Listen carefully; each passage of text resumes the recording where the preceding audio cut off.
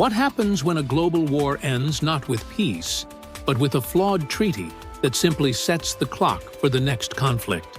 On September 1, 1939, German forces launched a swift, decisive invasion into Poland. This dramatic thrust for absolute victory stood in stark contrast to the scene just 2 decades earlier, in November 1918, when their defeated forefathers marched home after 4 grueling years of the First World War. The collapse of the German war effort saw Emperor Kaiser Wilhelm II forced to step down. His armies were exhausted by the relentless, grinding advance of Allied troops, and his people faced devastating starvation. Yet, a perilous fiction was already taking root. The powerful claim from German generals that they hadn't lost on the battlefield, but were instead betrayed by cowardly politicians at home. Nevertheless, the Great War finally ceased at the 11 a.m. on November 1918. But the peace was fragile. In the following weeks, U.S. President Woodrow Wilson arrived in Europe, promising a new global structure. He championed the establishment of the League of Nations, persuading world leaders at the Treaty of Versailles to agree that international disputes would now be solved through debate, not warfare. The treaty dramatically reshaped the continent. Germany's ally, the Austro-Hungarian Empire, was dismantled, giving rise to new sovereign states, including Poland, Hungary, Czechoslovakia, and others. Germany itself suffered a huge reduction in territory. Why would this bold new map hide a time bomb? The creation of these new nations, like Czechoslovakia, resulted in substantial German populations being stranded outside Germany's borders. The fervent desire to reunite the German peoples would tragically come back to haunt Europe. Post-war Germany was a nation transformed. Its monarchy was gone, replaced by the democratic Weimar Republic. But the fledgling government was immediately beset by crises. Street violence exploded between extreme right-wing nationalists and communists. Then, in 1923, the nation was ravaged by hyperinflation, reaching hundreds of % a month and wiping out the savings of ordinary citizens. This atmosphere created fertile ground for aggressive populist politicians, including Adolf Hitler, an Austrian-born war veteran. Settling in Munich, his electrifying rhetoric swiftly secured him control of the small Nazi party. In October 1923, Hitler attempted an armed takeover of the government. The plot failed, landing him a 9-month prison sentence. During this time, he authored his manifesto, Mein Kampf, which blamed Germany's ills on the Jews and demanded the nation seek new territories in the East. Upon his release, Hitler resolved to achieve power by subverting the very democratic system he despised. For the next 5 years, Weimar Germany enjoyed relative calm, but fate intervened violently in October 1929 when the U.S. stock market crashed. Billions of dollars were instantly lost, and a brutal economic depression swept the globe, with German unemployment soaring past 6 million. Only extremist politicians like Hitler seemed to offer radical solutions.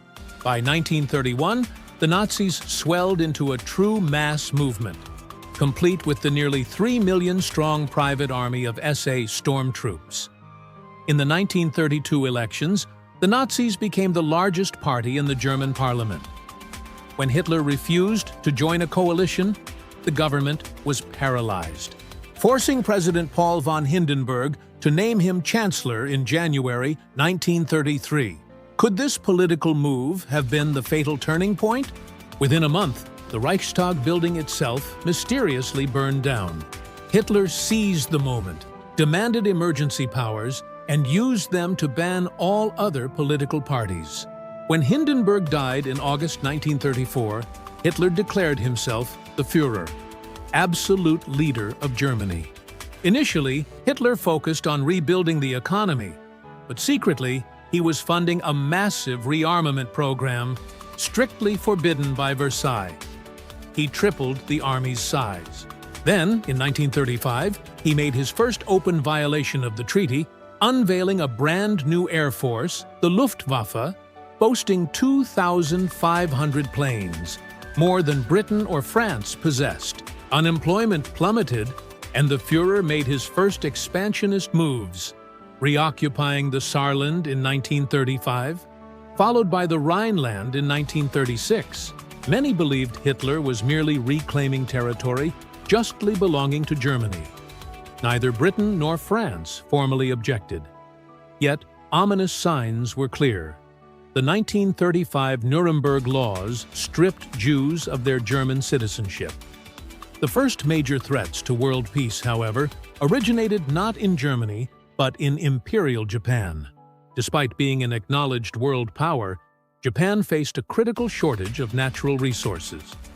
Its leaders saw the solution in Chinese Manchuria, a vast land rich in resources.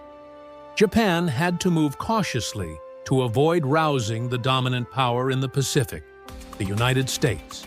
America, however, was distracted by its roaring jazz age, which morphed into the deep pain of the Great Depression. As economic devastation spread, America was consumed by internal crisis. Japan saw its moment. In 1931, Japanese forces in Manchuria, without even informing their own government, seized the capital Mukden and quickly overran the entire territory, proclaiming the puppet state Manchukuo. The League of Nations faced its ultimate test, condemning Japan worldwide. Japan's response was an immediate walkout. The organization was instantly revealed to be impotent. Japan simply didn't care. Its leaders immediately set their sights on further conquests in a chaotic, civil war-stricken China. In July 1937, Japan launched a full-scale invasion of China.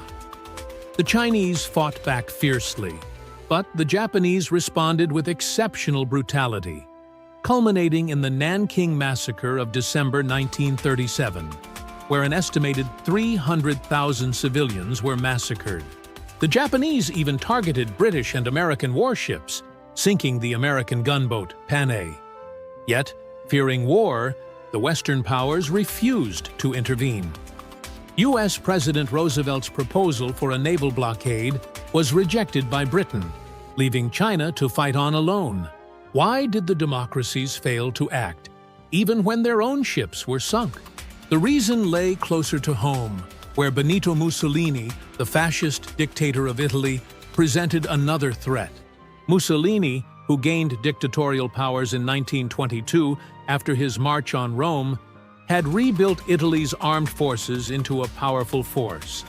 His ultimate goal was to resurrect the Roman Empire, and his first target was Abyssinia, modern Ethiopia. In December 1934, Italian forces provoked a border clash, and Mussolini demanded reparations. Emperor Haile Selassie appealed in person to the League of Nations, but the League did nothing. In October 1935, the Italian army invaded. Abyssinian forces were no match for modern Italian artillery, tanks, and total air command, which even used outlawed gas bombs. Abyssinia was completely overrun. Mussolini's aggression exposed two stark realities. The League was impotent, and the democracies, Britain and France, simply lacked the will to fight. Both Britain and France were traumatized by World War I's horrific casualties. Britain quickly downsized its army, and when the Great Depression hit, modernization was scrapped, leaving Britain militarily weak. France's losses were worse. The solution was an entirely defensive mentality. The construction of the Maginot Line began in 1930 along the German frontier. This defensive strategy meant France was incapable of launching an offensive war. When Italy conquered Abyssinia, the Western powers, consumed by the Great Depression at home, determined the distant crisis was too remote to justify intervention. The democracies' perceived weakness emboldened the dictators. Their power was soon demonstrated in Spain, where a vicious civil war erupted in 1936. General Francisco Franco launched a coup, and Hitler and Mussolini immediately poured in massive amounts of weapons and troops. Germany used the conflict to test its newest equipment, including Panzer tanks and the Condor Legion Air Force. The Republicans desperately appealed for help, but London and Paris declared a cynical policy of non-intervention. Soviet leader Joseph Stalin reluctantly stepped in, but his aid was no match for the fascist support. The nationalist victory was inevitable, accelerated by atrocities like the bombing of Guernica in April 1937. By the end of 1938, the nationalists had cornered their enemy. The international brigades were withdrawn, and on March 31, 1939, the capital finally surrendered. Franco's victory proved a disaster for world peace. Hitler and Mussolini were confirmed that the democracies were too weak to resist. Hitler, in particular, saw his path open to begin the aggressive policies outlined in Mein Kampf. From the moment he became chancellor in January 1933, Hitler revealed his ultimate aim: to conquer territory in the East and Germanize it. When he officially revealed the existence of the Luftwaffe and reintroduced conscription in March 1935, Britain and France offered only feeble protests. By 1938, Hitler moved beyond reclaiming German territory and targeted his homeland, Austria. On March 12, 1938, fearing a no vote in a planned referendum, he sent in his troops. It was a bloodless invasion, and within hours, Hitler declared Austria's incorporation into the Third Reich. A sovereign nation had been consumed. That summer, he turned to his next prey, Czechoslovakia. A substantial German minority lived in the Sudetenland, the ticking time bomb from Versailles. Hitler threatened the Czech government with force. British Prime Minister Neville Chamberlain flew to meet Hitler twice. In Munich on September 29, 1938, France and Britain signed an agreement handing the Sudetenland to Germany in return for Hitler's formal pledge of no more territorial ambitions. Chamberlain flew home waving a piece of paper, claiming it guaranteed peace in our time.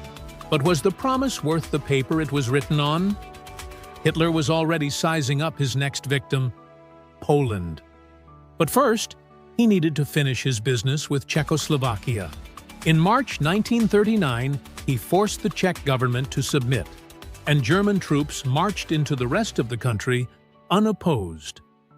For the first time, Hitler had seized non-German-speaking territory. At the end of March, when Hitler repeated his demand for Danzig, France and Britain finally declared they would go to war if Poland was attacked. But Hitler was sure they would be weak and indecisive. The final diplomatic opportunity collapsed when Soviet leader Joseph Stalin, despairing of the slow-moving Western democracies, signed a shocking non-aggression pact with the Third Reich on August 23rd. This agreement secretly carved up Poland between the two powers. Now, fully protected from Russian interference, Hitler commanded his armed forces to prepare for an immediate invasion. On the evening of August 31st, the Wehrmacht stood ready. The Führer had made his decision, plunging the world into a new, devastating global war. This historical analysis has been compiled from respected historians and academic sources, with references shown on screen to support our findings. To ensure you don't miss our next deep dive into the conflicts and characters that shaped our world, please subscribe and ring the notification bell. If this history has resonated with you, give us a like and comment below with your thoughts on the legacy of Versailles. Share this video to spark vital conversation.